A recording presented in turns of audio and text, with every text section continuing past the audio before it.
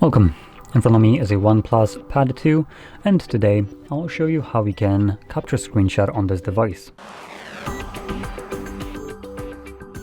So, to get started, you will want to open up content that you wish to capture. I'll be using a home screen as an example for this, so it's already open and visible on my screen. Just make sure that whatever you want to capture is visible right now on your screen.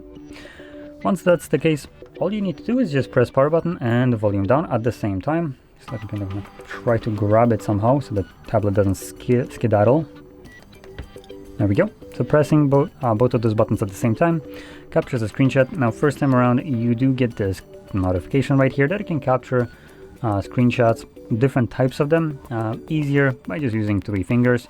So you have 3 different modes. We have the 3-finger swipe down that just captures an entire screenshot the same way that pressing the power button and volume down does.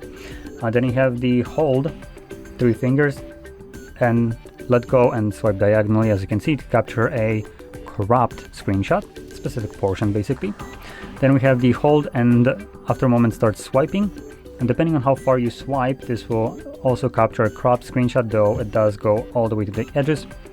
And there's another one, works the same way as this one, but instead of stopping you just go all the way off to the screen and that would start capturing a scrollable screenshot, which you can see right here. And then we have also a split screen screenshot, so depending on which side you swipe on, you do the same thing. And just to kind of demonstrate, I'm just going to capture a simple full kind of screenshot.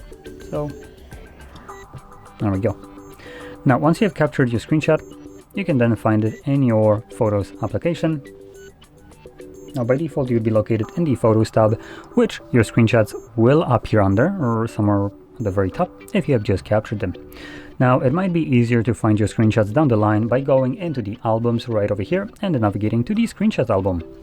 And here you can see there are the 2 different screenshots that I've captured.